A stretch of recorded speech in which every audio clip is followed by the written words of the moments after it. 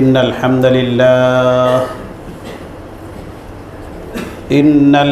لله نحمده ونستعينه ونستغفره ونؤمن به ونتوكل عليه ونعوذ بالله من شرور أنفسنا ومن سيئات أعمالنا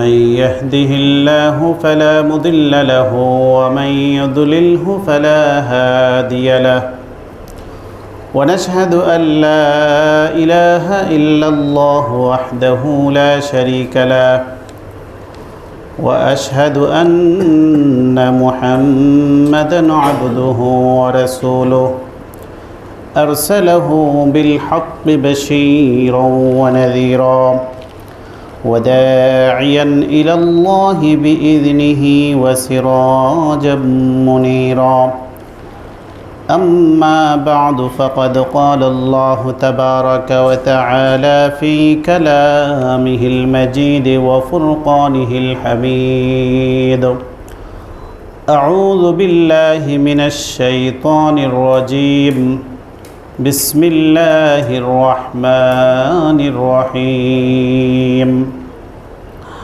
والليل إذا يغشى والنهار إذا تجلى وما خلق الذكر والأنثى إن سعيكم لشتى بارك الله لنا ولكم في القرآن العظيم ونفعنا وإياكم بالآيات والذكر الحكيم صلى الله على سيدنا ومولانا محمد وعلى آله وأصحابه وسلم محترم حاضرين মুসলিয়ান কিরাম মহান আল্লাহ জাল্লা শানুহু আম্মা নওয়ালুহুর দরবারে লাখো কোটি শুকরিয়া জ্ঞাপন করি যে মহান রব্বুল আলামিন আমাদেরকে অত্যন্ত ভালোবেসে আজকে পবিত্র জুমার দিনে দুনিয়াবী সমস্ত কার্যক্রম থেকে আলাদা করে তার মহান হুকুম জুমার নামাজ আদায়ের উদ্দেশ্যে তার পবিত্র ঘর মসজিদে এসে একত্রিত হওয়ার তৌফিক দান করেছেন এই জন্য শুকরিয়া দান বলি আলহামদুলিল্লাহ। মুসলিয়ান কিরাম আজকে 24শে মে 2024 ইংরেজি জুমাবার। আজকের জুমায় আমাদের নির্ধারিত আলোচ্য বিষয় হচ্ছে হালাল উপার্জনের প্রয়োজনীয়তা এবং হারামের পরিণতি। গুরুত্বপূর্ণ একটি বিষয়। এ বিষয়ে আলোচনা করার জন্য আমি আপনাদের সামনে পবিত্র কোরআনুল কারীমের সূরা আল-লাইল থেকে তেলাওয়াত করেছি। এই সূরাটার সংক্ষিপ্ত একখানা সূরা। এই সূরার মধ্যে মাত্র 21 খানা আয়াত রয়েছে। আজকে চেষ্টা করব আমাদের এই বিষয়টা বোঝার জন্য আমরা এই সূরাটাকে সামনে রেখে আলোচনা করব। এই সূরার মধ্যে আল্লাহ পাক রব্বুল আলামিন 3টি শপথ করে এই সূরাটি আল্লাহ শুরু করেছেন। 3টি শপথ করে আমাদেরকে আল্লাহ বলেছেন ইন্না সা'য়াকুম লাশাত্তা, নিশ্চয়ই তোমাদের কর্মফল ভিন্ন ভিন্ন। আল্লাহ বলেন ওয়াল্লাইল ইযা ইয়াগশা, আল্লাহ বলেন রাত্রির শপথ। রাত্রিটা এমন ইযা ইয়াগশা, যখন এই রাত্রি একেবারেই পুরোপুরি অন্ধকারাচ্ছন্ন হয়ে যায়। রাত্রির শপথ শুধু রাত্রির শপথ নয়, রাত্রি যখন একেবারে গভীর অন্ধকারে চেয়ে যায়। ওয়াল্লাইল ইযা ইয়াগশা, রাত্রির শপথ যখন এই রাত্রি পুরাপুরিভাবে অন্ধকারে আচ্ছন্ন হয়ে যায়, সেই রাত্রির শপথ। ওয়ান্নাহারি ইদা তাজাল্লা, এরপরে আল্লাহ বলেন দিনের শপথ। ওয়ান্নাহার ইদা তাজাল্লা, যখন এই দিন পুরাপুরিভাবে আলোকিত হয়ে যায়, একদম পুরা সুস্পষ্ট দিন, আলোকিত দিন, সেই দিনের শপথ। তাহলে আল্লাহ এখানে দুটি শপথ করলেন, অন্ধকারাচ্ছন্ন রাত্রির শপথ আর একদম আলোকোজ্জ্বল দিনের শপথ। ওয়ামা খালাকা যাকারা ওয়াল উনসা, আর আল্লাহ বলেন, আল্লাহ না নর এবং নারী, পুরুষ এবং মহিলা এর মধ্য থেকে আল্লাহ যা সৃষ্টি করেছেন তা কিছুরই শপথ। ওয়ামা খালাকা যাকারা ওয়াল উনসা, পৃথিবীতে নর ও নারী যা কিছু আল্লাহ সৃষ্টি করেছেন এ সব কিছুর শপথ। তিনটি শপথ করে আল্লাহ এখানে একটি জবাবে শপথ, জবাবে কসম বলছেন, ইন্না সা'য়াকুম লাশাত্তা, নিশ্চয় তোমাদের কর্ম প্রচেষ্টা এবং কর্মের ফল ভিন্ন ভিন্ন। তাহলে এই কসম এবং জবাবে কসমের যে সম্পর্কটা সেটা যদি আমরা বুঝে নিই, তাহলে এই বিষয়টা আল্লাহ আমাদেরকে কি বোঝাচ্ছেন সেটা আমরা বুঝতে সহজ হয়ে যাবে। আল্লাহ দেখেন বিপরীতমুখী তিনটি শপথ করেছেন, এর মধ্যে প্রত্যেকটা বস্তুর মাঝে বিপরীতমুখিতা রয়েছে। যেমন আল্লাহ রাত্রির একদম অন্ধকার রাত্রির শপথ করলেন, এরপরে আবার একদম আলোকোজ্জ্বল দিনের শপথ করলেন। দিন এবং রাত্রি একরকম নয়, দিন এবং রাত্রি একটা একটার বিপরীত। আল্লাহ নরনারীর শপথ করলেন, নর এবং নারী একটা আরেকটার বিপরীত ধর্মী একটি ভিন্ন ভিন্ন সত্তা। এখানে আল্লাহ বিপরীতমুখী বস্তুগুলার শপথ করে আল্লাহ আমাদেরকে বলছেন, ইন্না সা'য়াকুম লাশাত্তা, নিশ্চয় তোমাদের কর্ম প্রচেষ্টা, কর্মের ফল ভিন্ন ভিন্ন। লাশাত্তা কারণ পৃথিবীতে মানুষের কর্ম সবার একরকম হয় না। কেহ পৃথিবীতে ভালো কর্ম করে, কেহ মন্দ কর্ম করে, কেহ হালাল উপার্জন করে, কেহ হারাম উপার্জন করে, কেহ সৎ পথে নিজেকে পরিচালিত করার চেষ্টা করে, আর কেহ অসৎ পথে নিজেকে পরিচালিত করে। আবার প্রত্যেকটা পরিণতিও ভিন্ন ভিন্ন হয়ে থাকে, তাই না? ভালো পথে যারা চলে তারা ভালো পরিণতি ভোগ করে দুনিয়াতে এবং আখিরাতে। আবার যারা মন্দ পথ গ্রহণ করে নেয় তারা মন্দ বিষয়ের পরিণতি তারা পৃথিবীতেও ভোগ করে, আখিরাতেও তারা অবশ্যই ভোগ করবে। তাহলে আল্লাহ তিনি আমাদের স্রষ্টা, তিনি আমাদেরকে এত সুন্দরভাবে শপথ করে, গুরুত্বপূর্ণ বস্তুগুলার শপথ করে আল্লাহ আমাদেরকে বোঝাচ্ছেন যে ইন্না সা'য়াকুম লাশাত্তা, নিশ্চয়ই তোমাদের কর্ম প্রচেষ্টা, তোমাদের কর্ম এবং কর্মের ফল এগুলা ভিন্ন ভিন্ন। فَأَمَّا مَنْ أَعْطَى وَاتَّقَى وَصَدَّقَ بِالْحُسْنَى فَسَنُيَسِّرُهُ لِلْيُسْرَى। কর্মপ্রচেষ্টা এবং কর্মের ফল যে ভিন্ন ভিন্ন, সামনে দুটি ফলাফল আল্লাহ জানিয়ে দিয়েছেন। একটা হচ্ছে ইউসরা আর একটা হচ্ছে উসরা। একটা হচ্ছে সুখময় শান্তির স্থান, একটা হচ্ছে প্রশান্তিময় স্থান, স্বস্তিদায়ক পরিণতি। আর একটা হচ্ছে অশান্তির স্থান, একটা হচ্ছে অস্বস্তিদায়ক একটি পরিণতি, অস্বস্তিদায়ক অশান্তিময় একটি স্থান, অশান্তিময় একটি পরিণতি। দুটি কর্মফলের দুটি কর্মস্থান রয়েছে। সেখানে আল্লাহ প্রথম কর্ম সম্পর্কে তিনটি বৈশিষ্ট্যের কথা বলেছেন। যারা ভালো কর্ম করবে, ভালো কর্ম করলে ভালো ফল মানুষ পাবে, স্বস্তিদায়ক পরিণতি তারা ভোগ করবে। তিনটি বৈশিষ্ট্য আল্লাহ আলোচনা করেন। ফাআম্মা মান আ'তা ওয়াত্তাকা ওয়াসাদ্দাকা বিল হুসনা, তিনটি গুণ বৈশিষ্ট্য যারা গ্রহণ করবে তাদের জন্য আল্লাহ স্বস্তিদায়ক পরিণতির পথ সহজ করে দিবেন। আল্লাহ প্রতিশ্রুতি দিচ্ছেন। আল্লাহ বলেন ফাআম্মা মান আ'তা, যে ব্যক্তি দান করে, ওয়াত্তাকা তাকওয়া অবলম্বন করে, ওয়াসাদ্দাকা বিল হুসনা যা সত্য যা উত্তম সেটাকে সে সত্যায়ন করে। এখানে হুসনা দ্বারা উদ্দেশ্য হচ্ছে ইসলাম, দিন। আমাদেরকে আল্লাহ যে দিন শিক্ষা দিয়েছেন, দিন দান করেছেন, কোরআন হাদিস, সেটা হচ্ছে হুসনা।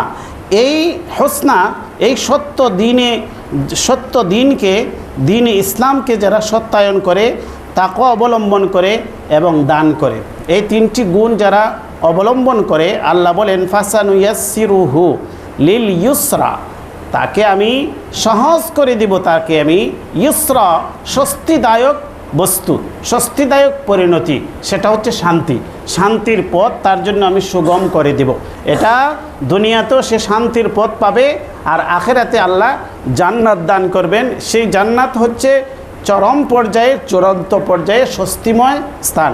সেই স্বস্তি এবং শান্তির যে পরিণতির যে পথ, সেটা আল্লাহ প্রতিশ্রুতি দিচ্ছেন, সেটাকে আমি সুগম করে দেব, সহজ করে দেব। ফাসানুয়াসসিরুহু লিল ইউসরা। তাহলে এখানে তিনটি বৈশিষ্ট্য করে আল্লাহ একটি পরিণতির কথা বলছেন। এরপরে এর বিপরীতমুখী তিনটি বৈশিষ্ট্য, ওয়া আম্মা মান বাখিলা ওয়াস্তাগনা ওয়া কাযযাবা বিল হুসনা। আবার বিপরীতমুখী তিনটি কর্ম এবং এর কর্মের পরিণতি আল্লাহ বলছেন। বিপরীতমুখী কর্ম কি? ওয়া আম্মা মান বাখিলা, আর যে ব্যক্তি কৃপণতা করে, বখিলি করে, ওটার আতার বিপরীতে বাখিলা, অর্থাৎ সে দান করে না, সে নিজের মধ্যে সব কিছু আঁকড়ে ধরে রাখে। ওয়াস্তাগনা, আর নিজেকে বেপরোয়া ভাবে, অর্থাৎ সে নিজেকে কখনো কারো প্রতি তার মুখাপেক্ষিতা রয়েছে, কারো কাছে তার জবাবদিহিতা রয়েছে, সেটা সে ভাবে না। ওয়াস্তাগনা, নিজেকে স্বয়ংসম্পূর্ণভাবে ভাবে, সে নিজেকে বেপরোয়া ভাবে।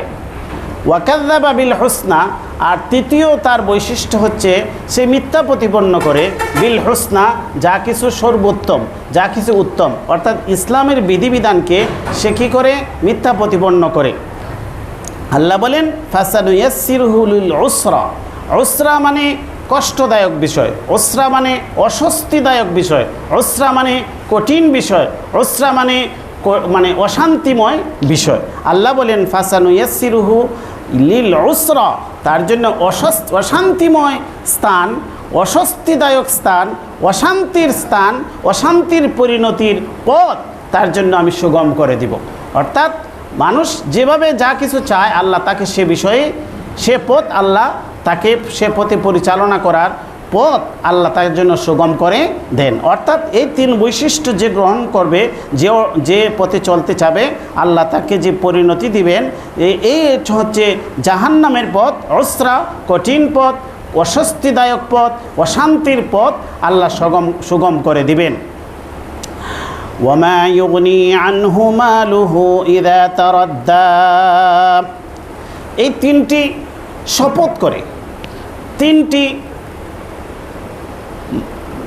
মানুষের জন্য তিনটি পজিটিভ বৈশিষ্ট্য, মানুষের জন্য তিনটি নেগেটিভ বৈশিষ্ট্য, তিনটি ইতিবাচক কর্ম, তিনটি নেতিবাচক কর্ম, এবং প্রত্যেকটা কর্মের যে সুফল এবং কুফল দুটোটা আলোচনা করে আল্লাহ সামগ্রিকভাবে একটি বক্তব্য দিচ্ছেন। আল্লাহ বলেন ওয়ামা ইউগনি আনহু মালুহু ইযা তারাদ্দা ইন্না আলাইনা লাল হুদা ওয়া ইন্না লানা লাল আখিরাতা ওয়াল উলা ফাআনযারতুকুম নারান তালাযযা। আল্লাহ বলেন ওয়ামা ইউগনি আনহু মালুহু ইযা তারাদ্দা, তার মাল, তার সম্পদ। ওমা ইউগনি আনহু মালুহু ইদা তারাদ্দা। তারাদ্দা মানে যখন সে ধ্বংস হবে। ইদা তারাদ্দা, যখন তার ধ্বংস অনিবার্য হয়ে যাবে, তখন তার সম্পদ তার কোনো কাজে আসবে না।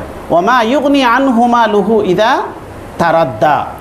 আগে আল্লাহ একটি বক্তব্য দিয়েছেন, সে বক্তব্যের একটি পরিণতির ডিটেলস পরিণতি বর্ণনা করতে গিয়ে আল্লাহ এখানে বলতেছেন ওমা ইউগনি আনহু মালুহু ইদা তারাদ্দা, তার ধ্বংস যখন অনিবার্য হয়ে যাবে, তো যখন সে ধ্বংসের মুখে পতিত হয়ে যাবে, তখন তার সম্পদ তার কোনো কাজে আসবে না।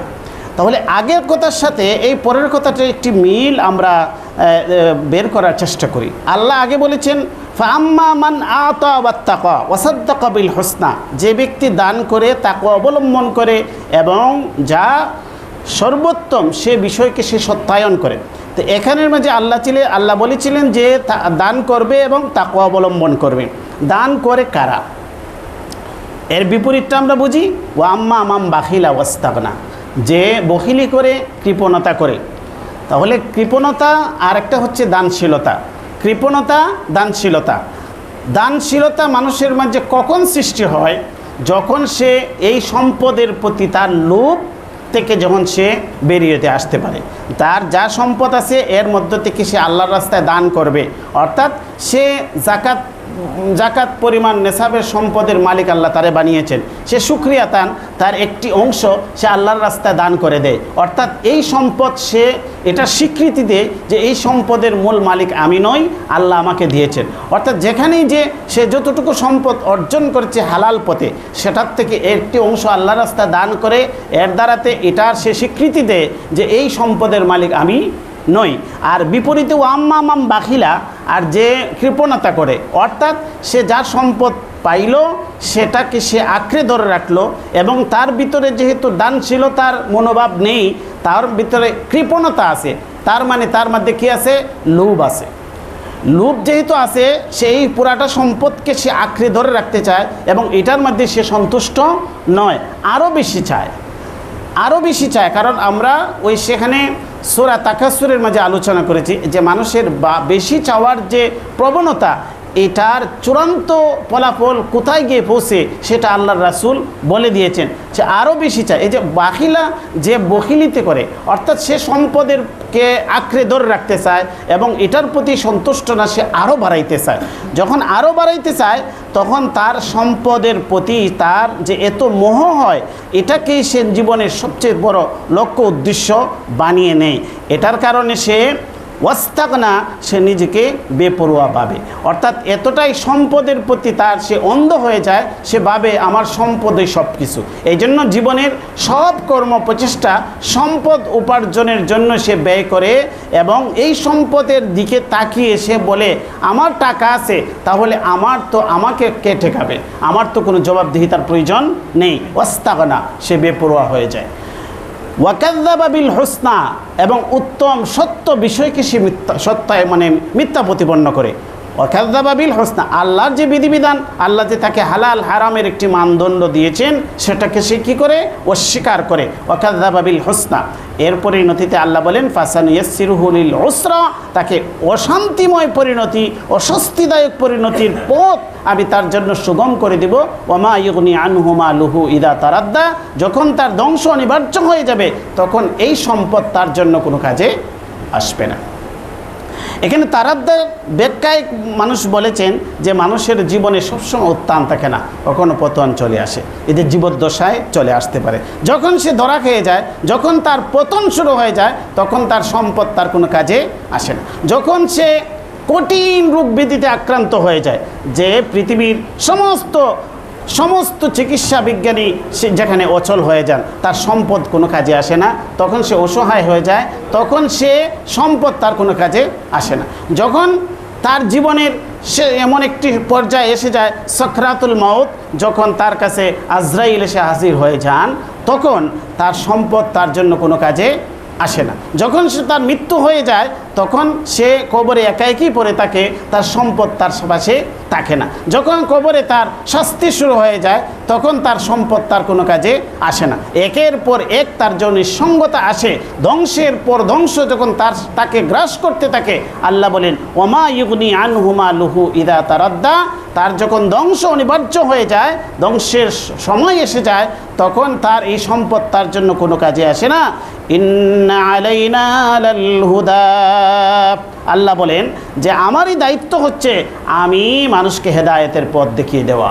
ইন্না আলাইনা লাল হুদা, আমার উপর দায়িত্ব আমি মানুষকে হেদায়েতের পথ জানিয়ে দেওয়া। আল্লাহ নবী রাসূলদের মাধ্যমে হেদায়েতের পথ মানুষকে জানিয়ে দিয়েছেন, সেটা আল্লাহ তার দায়িত্ব, আল্লাহর দয়া অনুগ্রহ জানিয়ে দিয়েছেন। কিন্তু মানুষকে ঘাড় ধরে তাকে বাধ্য করা ন্যায় কাজে আর অন্যায় কাজ থেকে একেবারে গাঢ় ধরে তাকে বাঁচিয়ে দেওয়া, এটা আল্লাহর দায়িত্ব নয়। আল্লাহ মানুষকে দুই পথ দেখিয়ে দিয়েছেন, জানিয়ে দিয়েছেন।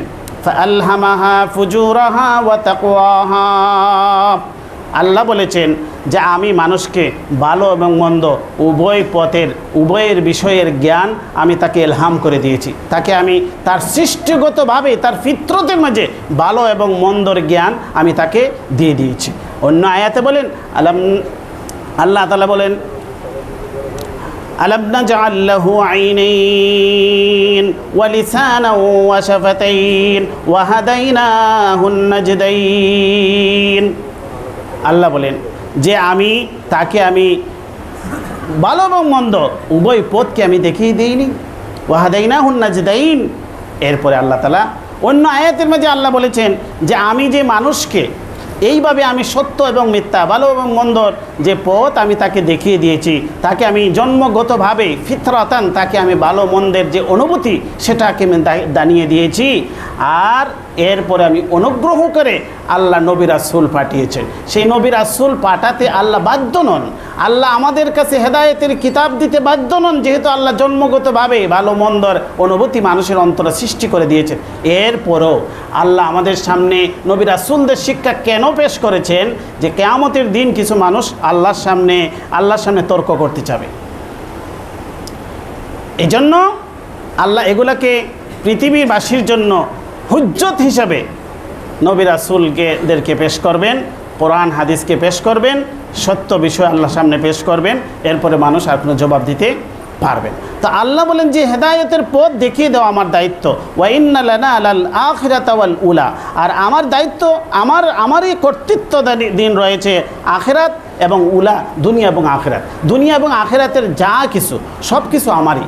ওয়া ইন্না লানা আলাল আখিরাতি ওয়াল উলা, দুনিয়া এবং আখিরাত। আখিরাতে দুনিয়াতে আমি কি কি বিধিবিধান দেব, কোন জিনিসকে আমি হালাল করব, কোন জিনিসকে আমি হারাম করব, কোন জিনিসটাকে আমি বৈধ করে দেব মানুষের জন্য, কোনটা অবৈধ করে দেব, সেটা আমার কর্তৃত্ব দেন। এটা দুনিয়ার কোন মানুষের কর্তৃত্ব আমি দেই নাই।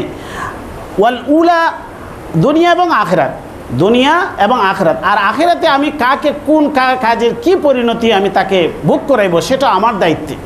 এই জন্য আল্লাহ দুনিয়াতে জানিয়ে দিয়েছেন প্রত্যেক মানুষের কর্ম, সে কোন কর্ম করলে কোন পরিণতি ভোগ করবে, নবী রাসূলদের মাধ্যমে আল্লাহ জানিয়ে দিয়েছেন।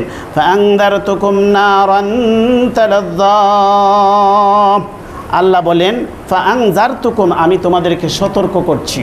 নারান তালাযযা, নারান তালাজ্জা, একদম শিকাময় আগুনের সম্পর্কে তোমাদেরকে আমি সতর্ক করছি। নারান তালাজ্জা, একদম জ্বলন্ত আগুন সম্পর্কে তোমাদেরকে আমি সতর্ক করছি। লা ইয়াসলাহা ইল্লাল আশকা, এতে প্রবেশ করবে কেবলমাত্র ইল্লাল আশকা, কেবলই দুর্ভাগ্যবান যারা, কেবলই দুর্ভাগা যারা, তারাই এই জ্বলন্ত আগুনে প্রবেশ করবে। আল্লাযী কাযযাবা ওয়া তাওয়াল্লা, যে ব্যক্তি মিথ্যা প্রতিপন্ন করেছে, ওয়া তাওয়াল্লা, আর সত্য বিষয় থেকে মুখ ফিরিয়ে নিয়েছে। ওয়া সায়ুজান্নাবুহাল আতকা, আবার সে আগের জায়গায় আল্লাহ ফিরে গেলেন। আগের যে তাকওয়ার কথা বলেছিলেন, ফাম্মা মান আতা ওয়াত্তাকা, আল্লাহ বলেন এই যে জ্বলন্ত আগুনের কথা আমি তোমাদেরকে বললাম, যে জ্বলন্ত আগুনে দুর্ভাগারা প্রবেশ করবে, সে বিষয় থেকে ওয়াসাইজান্নাবুহাল আতকা, যারা তাকওয়া অবলম্বন করে তাদেরকে আমি এর থেকে রক্ষা করব।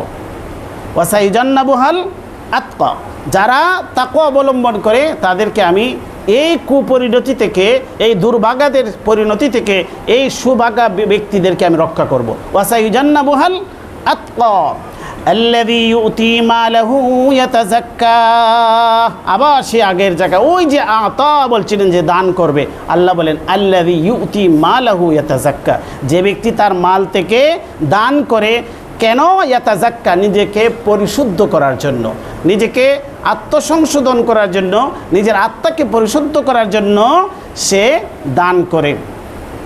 ওয়ামা লিআহাদিন ইনদাহু মিন নি'মাতিন তুজজা, দান করার ক্ষেত্রে সে এমন নয়, ওয়ামা লিআহাদিন ইনদাহু মিন নি'মাতিন তুজজা, কেউ তার প্রতি অনুগ্রহ দয়া করেছিল আর দয়ার প্রতিদান দিতে গিয়ে সে দান করেছে, এরকম নয়। বরঞ্চ নিঃস্বার্থভাবে অচেনা প্রতীককেও সে দান করে, তাকে জীবনে কোনোদিন দেখেও নাই, ভবিষ্যতে তার সাথে দেখা হওয়ারও সম্ভাবনা নাই, এরকম অচেনা প্রতীকের সাথেও সে দেখা হলে সে দান করে।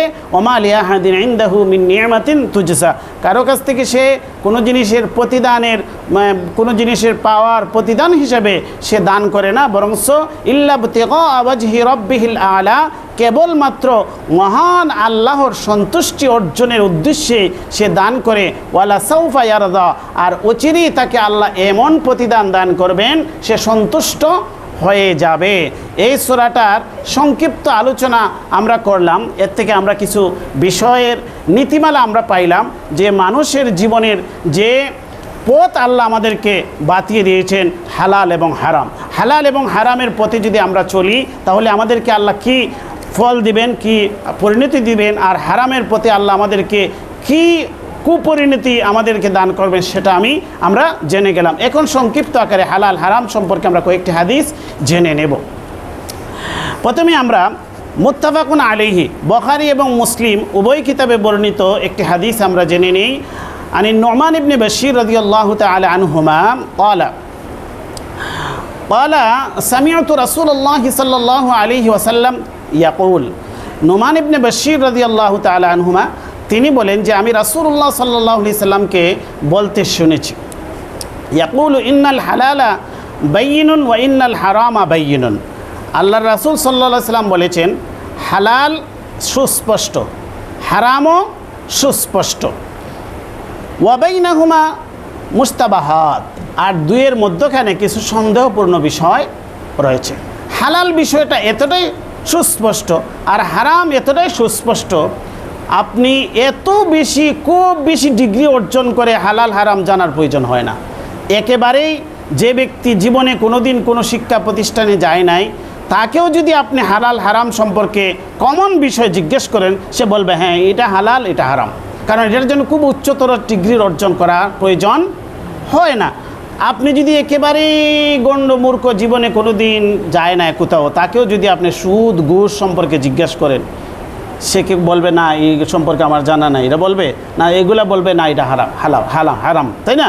আবার হালাল বস্তু সম্পর্কে জিজ্ঞেস করেন, সে যে বলে দিতে পারবে। আল্লাহর রাসূল সাল্লাল্লাহু আলাইহি ওয়াসাল্লাম বলেন হালাল এবং হারাম এতটাই সুস্পষ্ট, এটার জন্য খুব উচ্চতর লেখাপড়া করে এগুলা জানার প্রয়োজন হয় না।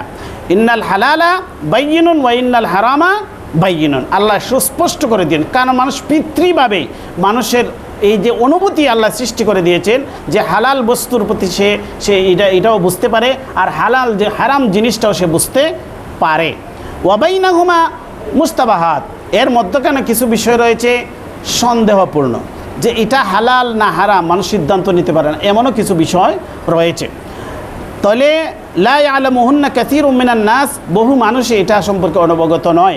ফামান ইত্তাকা শুবহাতি ইস্তাবরা লিদীনিহি ওয়া ইরজিহি, রাসূল সাল্লাল্লাহু আলাইহি ওয়াসাল্লাম বলেন যে হালাল এবং হারাম সুস্পষ্ট, এর মধ্য থেকেও কিছু বিষয় রয়েছে যেগুলা মানুষের কাছে সুস্পষ্ট নয়, মানুষ এটা দ্বিধাদ্বন্দ্বে ভুগে যে এটা হালাল না হারাম।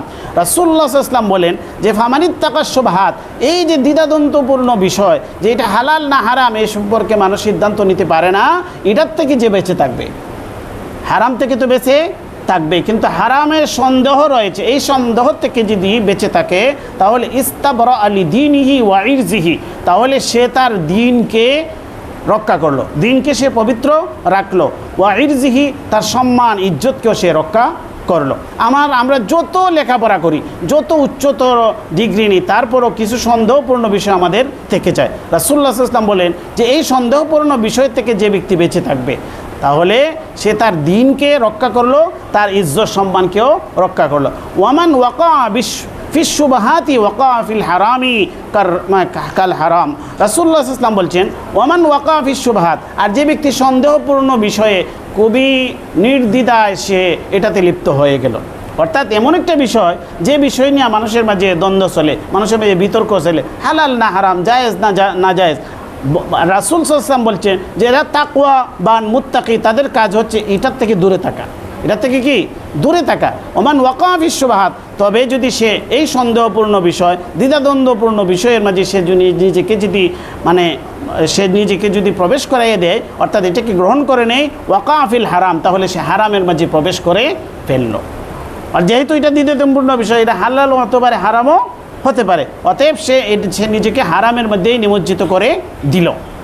তাহলে আমরা এই হাদিস থেকে বুঝলাম যে হালাল এবং হারাম আমাদের কাছে সুস্পষ্ট, এরপরও কিছু বিষয় আমাদের মধ্যে থেকে যায় দ্বিধাপূর্ণ, এই দ্বিধাপূর্ণ এই মানে শুবহাতগুলোর থেকে আমাদেরকে বেঁচে থাকতে হবে। শুবহাত যদি থেকে আমরা বেঁচে থাকি তাহলে আমাদের, আর রাসূল বলেন যে ইস্তাবরা লিদীনিহি ওয়া ইরজিহি, তার নিজের দিনকেও সে রক্ষা করলো, তার ইজ্জত সম্মানকেও সে রক্ষা করলো। আর যে ব্যক্তি শুবহাতের মাঝে প্রবেশ করে দিল, সে যেন হারামের মাঝে নিজেকে প্রবেশ করে দিও। হালাল এবং হারামের যে সীমানা আল্লাহ দিয়েছেন সেটার একটি উদাহরণ আল্লাহ দিয়েছেন, কাররাই ইয়ারআ হাওলাল হিমা ইউশিকু আন ইয়ারতা ফিহি।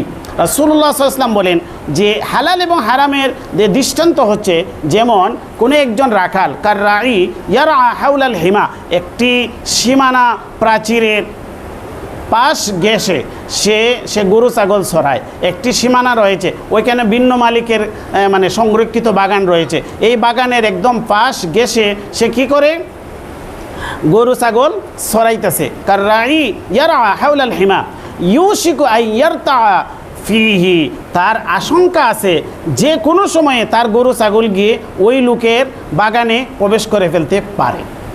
অর্থাৎ আপনি তো হালাল হারাম থেকে তো আমরা বেঁচে থাকবই, কিন্তু শুভাপূর্ণ বিষয়ে যখন আমরা প্রবেশ করব তা আশঙ্কা আছে যে কোনো মুহূর্তে আমি হারামের মাঝে লিপ্ত হয়ে যেতে পারি। রাসূল বলেন যে কোনো একটি সংরক্ষিত সীমানা প্রাচীর ঘেরা একটি বাগানের একদম কাছে এই রাখাল যেন তার গরু ছাগল ছড়াইতেছে। তো ইউশিকু আইয়ারতা ফিহি, যে কোনো সময় তার এই গরু ছাগল তার ওই সংরক্ষিত বাগানে প্রবেশ করে ফেলতে পারে। আলা, রাসূল বলেন জেনে রাখো, সাবধান, ইন্না লিকুল্লি মালিকিন হিমান, প্রত্যেকটা রাজত্বের, প্রত্যেকটা বাদশার, প্রত্যেকটা রাজার একটি সার্বভৌমত্ব থাকে, একটি সীমানা থাকে। একটা রাজার একটা রাজত্বের একটা রাষ্ট্রের কি থাকে, সার্বভৌমত্ব থাকে, তার একটি সীমানা থাকে। ইন্না লিকুল্লি মালিকিন হিমান, আলা ওয়া ইন্না হিমাল্লাহি মাহারিমুহু, আর সমস্ত রাজা বাদশাদের যিনি রাজা তার সার্বভৌমত্ব, তার সীমানা প্রাচীর হচ্ছে মাহারিমুহু, তার হারাম বস্তুগুলা। এটা হচ্ছে আল্লাহর হুদুদ, তিলকা হুদুদুল্লাহ। হুদুদ মানে কি? সীমানা প্রাচীর। এই যে আল্লাহর সীমানা, এটা হচ্ছে হারাম বস্তুগুলা। এই হারাম বস্তুগুলা হচ্ছে আল্লাহর সীমানা। ওমান ইয়াতাআদ্দা হুদুদাল্লাহি ফাকাদ যালামা নাফসা, যে আল্লাহর হুদুদ, আল্লাহর সীমানাকে অতিক্রম করবে সে নিজের উপর জুলুম করলো। কারণ হচ্ছে যে আপনি যদি বিনা ভিসায়, বিনা পাসপোর্টে অবৈধভাবে অন্য রাজ্যে গিয়ে প্রবেশ করেন, তাহলে ওই দেশের বাহিনী, ওই দেশের নিরাপত্তা কর্মী নাকি আপনাকে সালাম করবে? না, ধরে নিয়ে জেলে বসবে। তো আল্লাহর রাসূল সাল্লাল্লাহু আলাইহি ওয়াসাল্লাম আল্লাহর সীমানা বুঝিয়েছেন যে আপনি আল্লাহর সীমানায় প্রবেশ করে দিয়েছেন আর নিজেকে নিরাপদ ভাবছেন যে আল্লাহ আপনাকে দইরা ওয়েলকাম জানাইবেন আর জান্নাতে দিবেন, তা নয়। ওই যে বলেছেন যে আল্লাহ নারান তালাজ্জা বলেছেন যে ওয়াসাইজান্নাবুহাল আশকা, যারা দুর্ভাগা তাদেরকে আল্লাহ ওই জ্বলন্ত আগুনে প্রবেশ করাইবেন। আল্লাহর রাসূল সাল্লাল্লাহু আলাইহি ওয়াসাল্লাম এটাকে ব্যাখ্যা করে বলছেন আলা ওয়া ইন্না হিমাল্লাহি মাহারিমুহু, নিশ্চয় আল্লাহর যে সীমানা সেটা হচ্ছে আল্লাহর মাহারিম। আল্লাহর যে হারাম করে দিয়েছেন সেগুলা আল্লাহর হারামকে, এটাকে তোমরা খুবই সাধারণ বিষয় ভেবো না, বরঞ্চ ভিন্ন রাজত্বে যদি তুমি যদি অবৈধভাবে অনুপ্রবেশ করো, সেখানে যেই রকমভাবে তাদের নিরাপত্তা রক্ষীরা তোমাকে ধরে তোমাকে জেলে প্রবেশ করাইবে, ঠিক তেমনিভাবে আল্লাহর যে সীমানা রয়েছে এই সীমানাকে যদি তুমি হেলাফেলা মনে করে তুমি সেখানে প্রবেশ করো আর হারামগুলোকে তুমি খুব স্বাচ্ছন্দ্যে গ্রহণ করে নাও, তাহলে আল্লাহর যে মাহারিম, আল্লাহর যে হুদুদ, আল্লাহর যে সীমানায়, সেখানে তুমি অবৈধ অনুপ্রবেশের কারণে আল্লাহর আত্মসম্মানে, আল্লাহর গায়রতের মাঝে খুব বেশি বাধে, আল্লাহর গায়রতে বাধে, তখনই আল্লাহ তাকে শাস্তির ব্যবস্থা করেন। এরপরে রাসূলুল্লাহ সাল্লাল্লাহু আলাইহি ওয়াসাল্লাম বলেন আলা ওয়া ইন্না ফিল জাসাদি মুযগাতান, প্রত্যেকটা মানব দেহের ভিতরে একটি মুযগা আছে, একটি সুনির্দিষ্ট মুজগা আছে, সুনির্দিষ্ট একটি অঙ্গ রয়েছে। ইদা সলাহাত সলাহাল জাসাদু কুল্লুহু, যখন এই অঙ্গটা মানুষের দেহের ভিতরের যে এই অঙ্গটা যখন পরিশুদ্ধ হয় তখন তার পুরাটা দেহই পরিশুদ্ধ হয়ে যায়। ওয়াইদা ফাসাদাল জাসাদু কুল্লুহু, আর এই অঙ্গটা যখন মানুষের ফাসাদ হয়ে যায়, যখন মানুষের বিনষ্ট হয়ে যায়, তখন তার প্রতিটা অঙ্গ প্রত্যঙ্গই বিনষ্ট হয়ে যায়। আলা ওয়াহিয়াল কলব, সেই অঙ্গটা গুরুত্বপূর্ণ অঙ্গটাই হচ্ছে মানুষের কলব। এই কলবটা হচ্ছে মানুষকে পরিচালিত করে। এই কলবটা কিভাবে নষ্ট হয়ে যায় সেটাও অন্য হাদিসের মাঝে রাসূলুল্লাহ সাল্লাল্লাহু আলাইহি ওয়াসাল্লাম বলেছেন, আমরা অন্যদিন আলোচনা করেছি যাই হোক, সেই হাদিসটা আমরা আলোচনা করেছিলাম, আজকে এখানে আমরা বলছি না সময়ের স্বল্পতার কারণে, যে মানুষ যখন এর পর এক গুনাহ করতে থাকে, প্রথম সে সগীরা গুনাহ করে, এরপরে সে কবিরা গুনাহ করে, এরপরে সে তওবা করে না, একের পর এক গুনাহ করে যায়, একের পর এক হারামের মাঝে লিপ্ত হতে থাকে, তখন তার এই যে কলবটা, সেটার মাঝে একটার পর একটা দাগ পড়তে থাকে, কালো দাগ পড়তে থাকে। কালো দাগ পড়তে পড়তে এক পর্যায়ে পুরাটা কলব এই মানে গুনাহের যে বর্জ্য রয়েছে, গুনাহের যে মরিচিকা রয়েছে, এই মরিচিকা দ্বারা তার কল্পটা পুরাটাই কালো বর্ণ ধারণ করে।